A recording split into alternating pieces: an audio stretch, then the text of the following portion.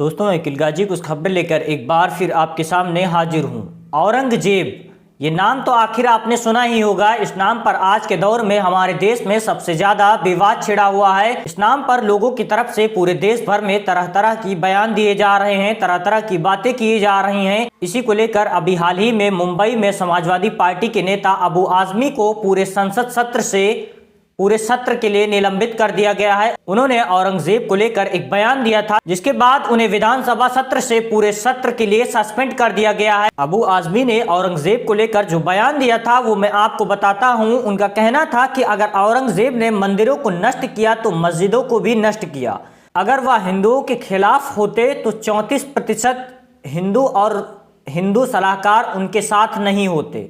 इसमें हिंदू मुस्लिम का एंगल देने की जरूरत नहीं है। इसी तरीके का कुछ बयान अबू आजमी ने दिया था, जिसके बाद अबू आजमी को विधानसभा सत्र से पूरे सत्र के लिए निलंबित कर दिया गया। और महाराष्ट्र के मुख्यमंत्री का कहना है कि अबू आजमी के ऊपर FIR दर्ज करके उन्हें गिरफ्तार किया जाएगा। अब हम आपको बताते हैं कि जिस मुगल शासक औरंगजेब के बारे में इस तरीके से देश के अंदर विवाद छिड़ा हुआ है, तो इस पूरे मामले को समझने के लिए हम पीछे की ओर इतिहास की तरफ चलते हैं और देखते हैं कि हमारे महापुरुषों का इस पर क्या बयान था। मुगल शासक औरंगजेब के बारे में महात्मा गांधी के क्या विचार थे वो मैं आपको बताता हूँ। महात्मा गांधी का कहना था कि अंग्रेजों के आने से पहले के इतिहास को देखें, उसमें आपको हिंदू मुस्लिम दंगों के आज से ज्यादा उदाहरण नहीं मिलेंगे। औरंगजेब के शासनकाल में हमें दंगों का कोई हवाला नहीं मिलता है।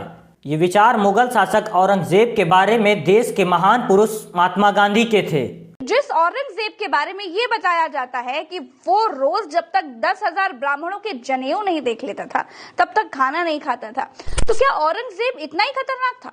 अगर वो रोज 10,000 ब्राह्मणों की हत्या करता था तो फिर 49 साल उसने राज किया। इतने सालों में कितने ब्राह्मणों को मार डाला? औरंगजेब मंदिर क्यों तोड़ता था? जब वो मंदिर तोड़ता था तो फिर मंदिर बनवाता क्यों था? जब औरंगजेब ने संगीत पर बैन लगा दिया था तो फिर वो सबसे अच्छा वीणा कैसे बजा लेता था?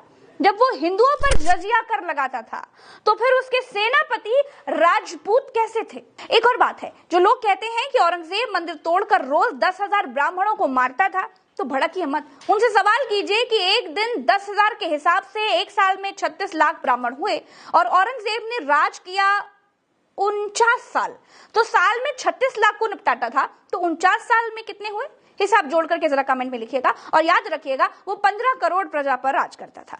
तो दोस्तों, बहकावे में मत आइए, थोड़ा पढ़ाई लिखाई भी कीजिए। औरंगजेब का वीडियो किसी भड़काने वाले के पास नहीं है, वीडियो छोड़ दीजिए, फोटो तक नहीं है, सिर्फ एक पेंटिंग ही है। इसीलिए अंग्रेजों के चमचों के लिखे हुए इतिहास के अलावा भी दूसरे इतिहासकारों को भी पढ़िए। ये लड़ने का विषय नहीं है, ये पढ़ने का विषय है, ये समझने का विषय है, ये जानकारी का विषय है। वहीं चलते हैं अगली खबर की तरफ। अभी हाल ही में हमने आपको एक खबर बताई थी कि इजराइल और फिलिस्तीन के युद्ध में रमजान के महीने को देखते हुए युद्ध विराम का प्रस्ताव पास हुआ था, लेकिन इसके बावजूद इजराइल अपनी हरकतों से बाज नहीं आ रहा है।